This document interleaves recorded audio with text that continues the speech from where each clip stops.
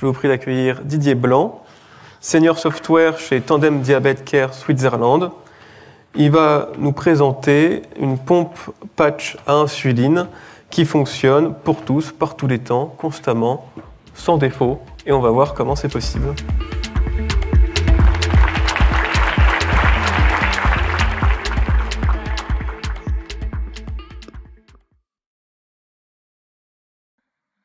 Merci pour cette présentation. Donc, comme vous l'avez entendu, je m'appelle Didier Blanc. J'ai un passé dans le développement firmware et électronique embarqué dans l'industrie, d'abord des machines, puis dans le dispositif médical. Et maintenant, je suis ingénieur qualité software. En particulier pour des dispositifs médicaux. Ah, ça, c'est chouette. Les notes qui s'en vont.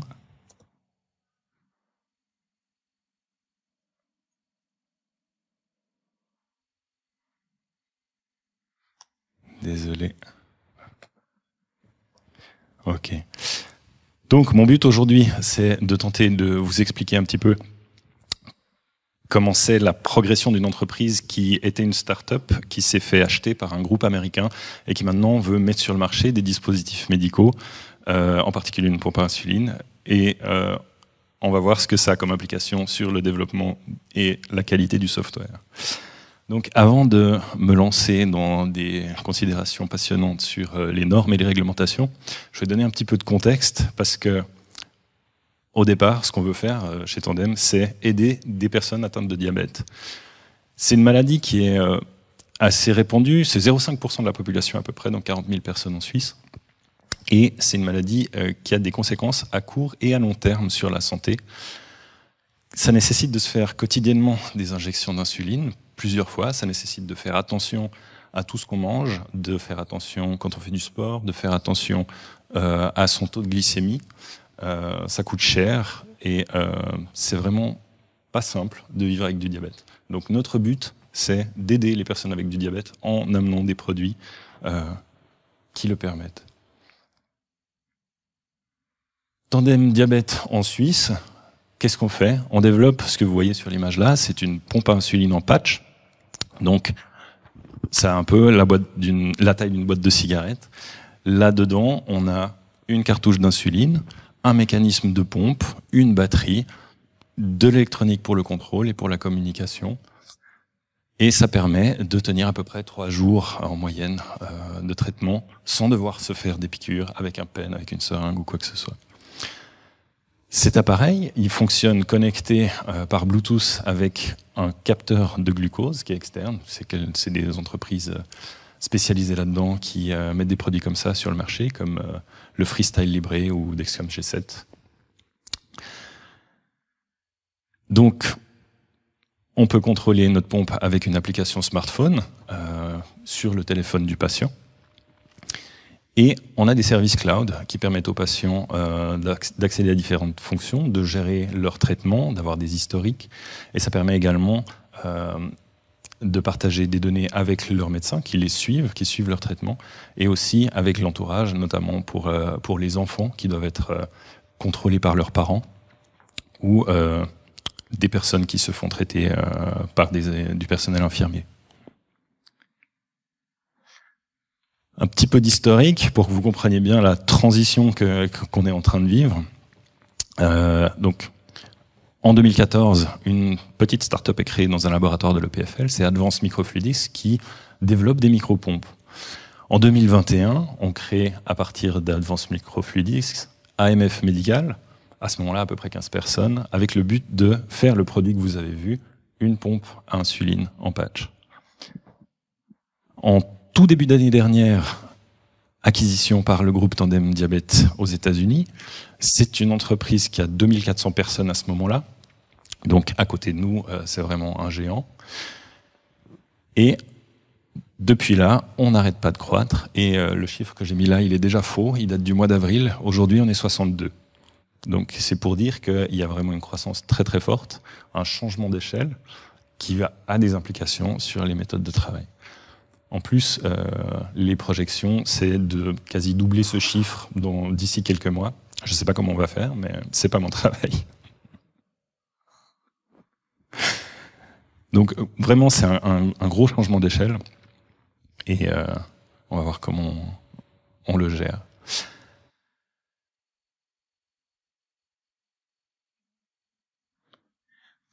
Donc, il n'y a pas que l'échelle qui change, il y a toutes les contraintes dans notre travail au quotidien.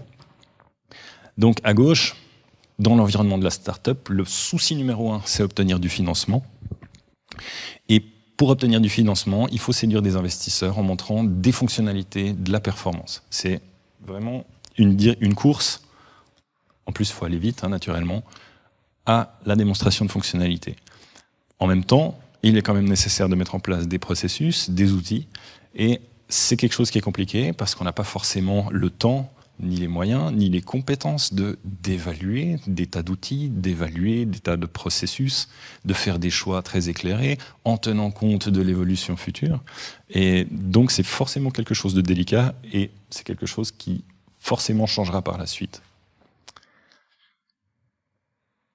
Une fois que le rachat est fait, on se retrouve dans une ambiance grand groupe, donc un petit soulagement, il n'y a plus besoin de faire la course au financement.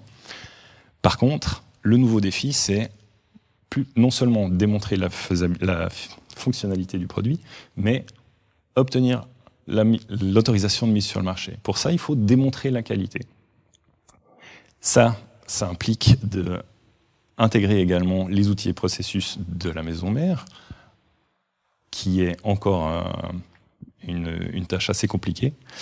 Et par contre, l'impératif de vitesse, il reste, parce que les gens qui ont investi dans la société, ils veulent des résultats, c'est normal.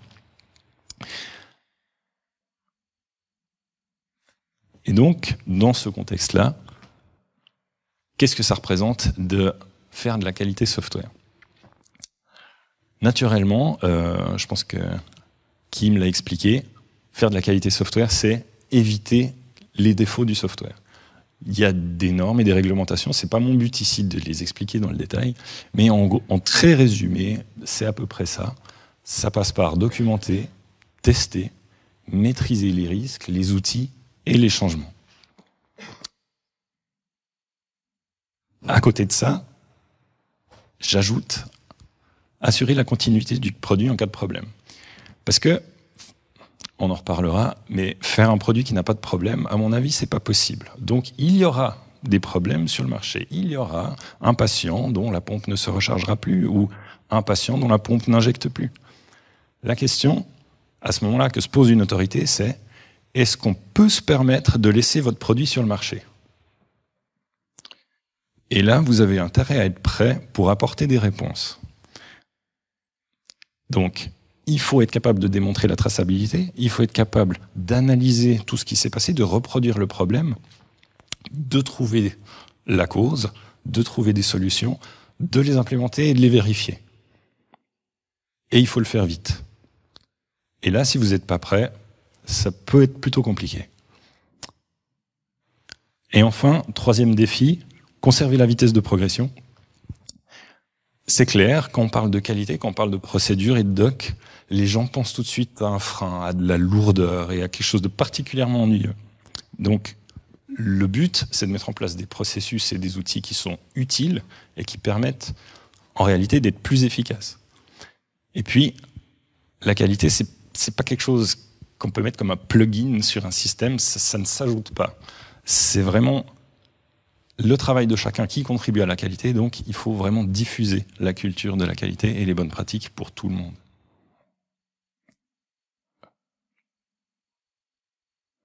Voilà. Donc, parmi tous ces axes, je vais en présenter les principaux. Le premier, et je pense qu'il est vraiment très important, c'est la documentation. Dans le médical, on aime la documentation. Et je pense que un des plus importants, c'est probablement la documentation des exigences et des spécifications. C'est, à mon sens, quelque chose qui est vraiment crucial parce que si vous faites une erreur dans vos spécifications, potentiellement, c'est quelque chose qui se remarque que très tard et qui se paye très cher. Donc, c'est vraiment important que la personne qui design le système, le mandataire, il décrive très précisément ce qu'il attend du software. Et c'est aussi tout aussi important que la personne qui l'implémente elle soit capable de comprendre ces choses-là, de les discuter, de vérifier que c'est implémentable, que c'est testable et que l'effort va être maîtrisable. En plus, la documentation, ça a des effets de bord qui sont assez pratiques, comme la possibilité de revue et la possibilité de diffuser l'information. Si vous ne documentez pas vos exigences, personne ne va pouvoir aller les lire et vous dire « non mais là j'ai eu un problème ». Donc en ne documentant pas, on se prive d'une capacité à détecter des erreurs. C'est aussi une des raisons pour lesquelles on documente.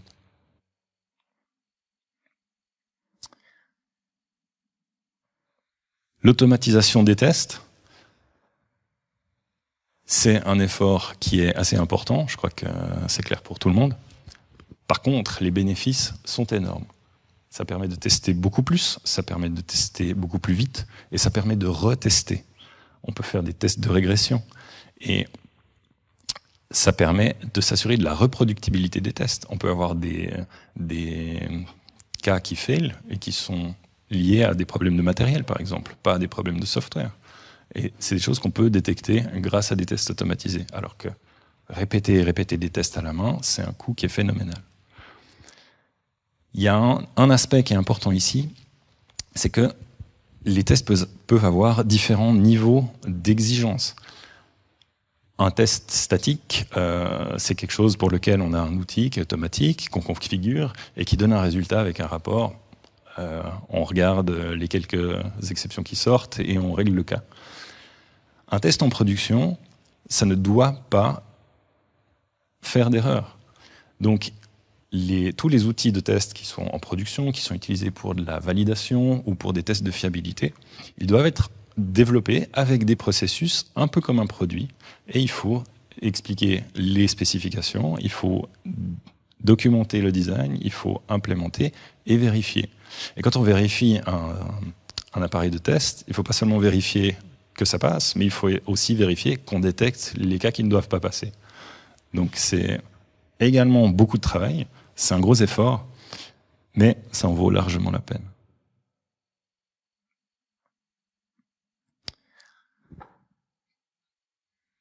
La maîtrise des risques et des changements, je les ai un petit peu groupés, mais c'est parce que c'est des processus qui, à mon avis, sont pas si différents que ça.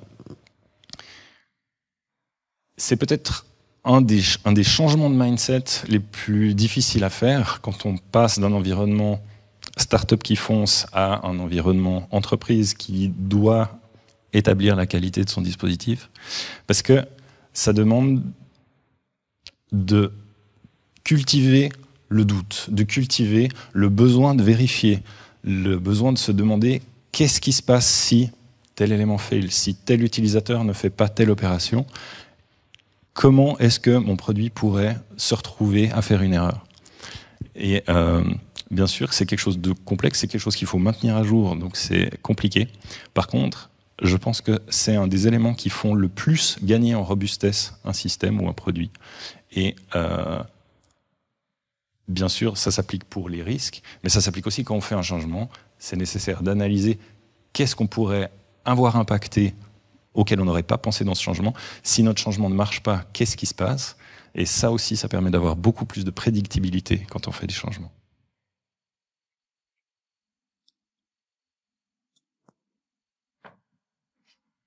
Voilà, enfin, j'en parlais tout à l'heure. Mettre en place des outils et des processus. Donc là, je pense surtout à du support à la documentation, de la gestion de la documentation pour la traçabilité. C'est des outils qui permettent de gérer et de versionner tous les éléments de la documentation et donc qui permettent d'avoir pour chaque version d'un soft, par exemple, la version des exigences qui va avec, la version des cas de test qui vont avec et la version des résultats. Et donc, vous pouvez aller regarder d'une version à l'autre qu'est-ce qui a changé et ça permet d'analyser tout ce qui s'est passé en cas de problème. Comme je le disais, ce qui est délicat, c'est de ne pas freiner et faire accepter les outils et les procédures par des gens qui n'ont pas forcément l'habitude. Et je pense qu'on arrive à faire ça en montrant l'avantage que ça a, le gain qu'on a en fiabilité et en efficacité à accepter ces outils et ces procédures. Et ça permet aussi de montrer une meilleure maîtrise du produit. Donc, j'arrive à peu près au terme de ma présentation. J'aimerais juste terminer par un message qui est peut-être, à mon avis, la petite voix qu'on devrait tous avoir derrière la tête. Je vais y arriver, c'est pas ce bouton. Voilà. Pensez aux patients. Et si vous ne faites pas du médical, pensez à votre client. À mon avis, quand on pense à ça, on va toujours aller dans la direction d'un produit qui est meilleur, d'une expérience utilisateur qui est meilleure, d'une sécurité qui est meilleure. Et moi, c'est à ça que je pense au quotidien dans mon travail. Merci.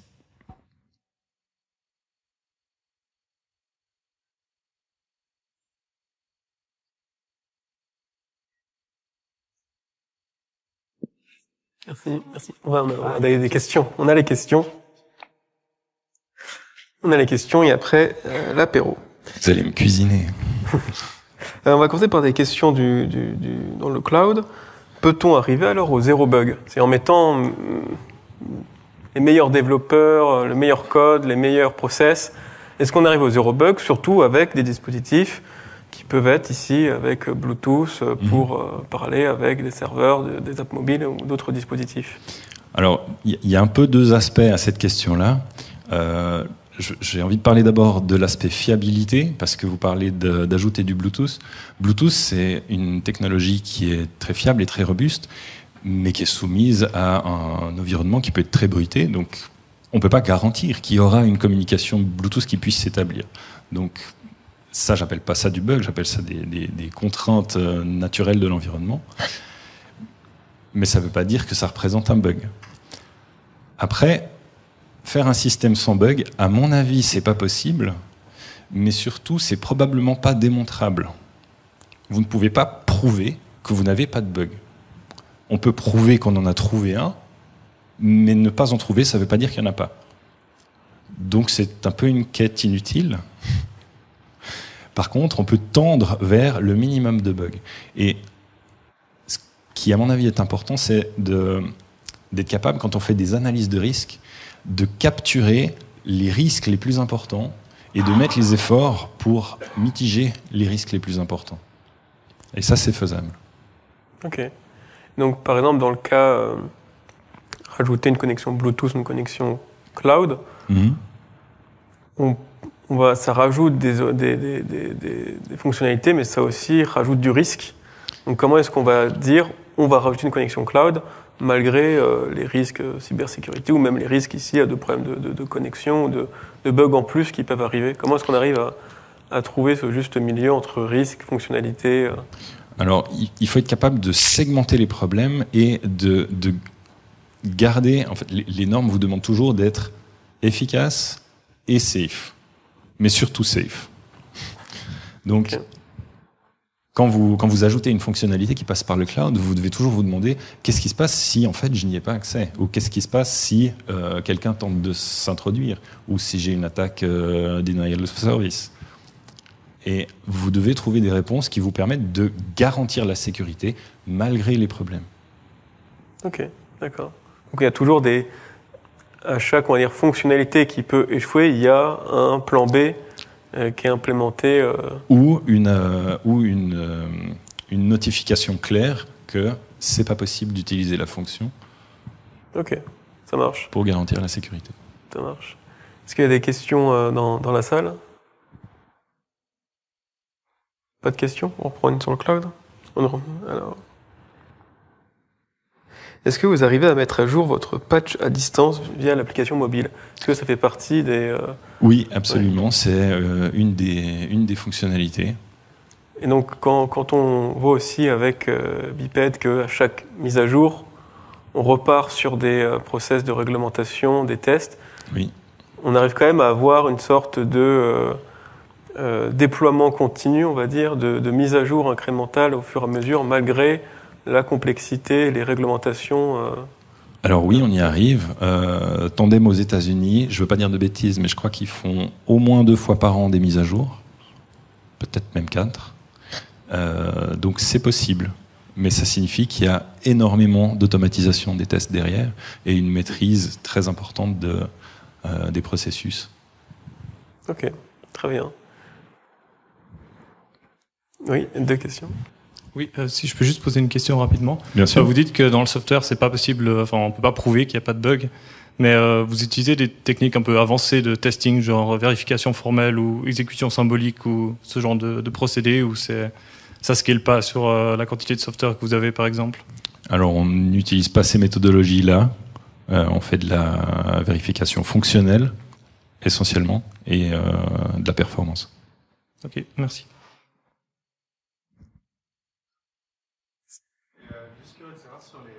Il y a le micro qui va... Comme ça, on a l'enregistrement aussi dans la vidéo. Juste curieux de savoir sur les postes que vous avez rajoutés, quand vous êtes passé de 15 à 50, est-ce que vous avez une idée un peu de la ventilation des types de postes qui ont été rajoutés dans ces phases de scale-up et de ce qui va passer encore de 50 à 100, 120? Alors, bon, moi je suis arrivé en 2023, donc j'ai pas vu l'avant-rachat. Par contre, ce que je peux dire, c'est qu'on a engagé énormément de développeurs soft, autant pour firmware que pour mobile. On a, qui a grandi le plus, de la gestion de projet, plus d'ingénieurs, développement en mécanique, en électronique, et puis tous les services de support aussi, donc le test, l'admin, les RH. Ok, donc un peu partout. Cool. Et ça a aidé à la qualité ou ça a rajouté de... Ça a amélioré ou ça a pas vraiment amélioré la qualité d'avoir plus de code, plus de développeurs? Alors, on a amélioré la qualité, notamment parce qu'on a beaucoup aussi augmenté le nombre de testeurs. Et ça a permis de mettre en évidence beaucoup plus rapidement les problèmes dans le soft au fur et à mesure du développement. Ça a permis d'analyser beaucoup plus vite les origines de ces problèmes. Et donc, oui, je pense qu'on a eu des gros gains en qualité. Ok, très bien. Est-ce qu'il y a encore une question? Ouais. Non, il y a le micro. Ah oui, j'ai retenu une remarque intéressante, c'est la culture de la qualité. Est-ce que vous avez 2-3 tips que vous utilisez en tant que manager pour amener cette culture et la maintenir? Et surtout quand on grandit comme ça, j'imagine que ça peut être un chouette. J'ai pas de tips. Moi, je pense à des... Le fouet. Alors, je crois il est démontré que c'est une mauvaise méthode. Non, moi je pense qu'il y a c'est du dialogue. Il faut parler, il faut essayer de convaincre, il faut montrer les risques, les avantages, les problèmes, les solutions. Comme je le disais, je crois qu'il faut aussi se montrer flexible. Typiquement, quand on parle de documentation, les gens, voilà, il y a des gens qui n'aiment pas Microsoft, qui n'aiment pas Word, qui n'aiment pas Excel. Moi, ça m'est égal, donc ouais, ils documentent. Mais il faut qu'ils expliquent ce qu'ils font. Mais est-ce que cette culture de la qualité, ça va jusqu'à les chaises qu'on achète, par exemple? Est-ce que c'est une culture d'entreprise à ce point-là ou... Non. Mais quelque part, oui. Je crois que dans tous les gestes de la vie quotidienne, au travail, il y a des aspects qualité. Moi, quand je reçois un paquet qui vient de l'extérieur, d'un fournisseur, je l'ouvre, je regarde ce qui est dedans fonctionne et correspond à la description. Parce que je sais que si je le laisse dormir sur une armoire, au moment où j'en aurai besoin, s'il ne marche pas, je ne pourrai pas m'en servir. Et si ça se trouve, je ne serai même pas remboursé. Alors, ça a l'air bête, mais j'ai commandé il y a 2 mois 20 iPhones. Il y en a un qui ne marchait pas. C'est des iPhones. Merci. Ouais, autre question? Test. Oui. Du coup, est-ce que c'est voué à devenir un matériel générique après? Puisqu'au final, là, on détecte du glucose, on injecte de l'insuline, on peut détecter du cortisol, injecter du Xanax. Enfin, est-ce que c'est un truc qui va devenir un peu générique après? Alors, c'est pas un but immédiat. C'est une réflexion qui est tout à fait pertinente. et qu'on a. Il faut savoir que les différentes molécules se comportent différemment en présence des mécanismes. L'insuline en particulier, c'est une molécule qui est assez délicate et qui n'aime pas, par exemple, les pompes péristaltiques. C'est pour ça que nous, on a un système différent. C'est pour ça que beaucoup des pompes du marché sont des pousse-seringues, en réalité.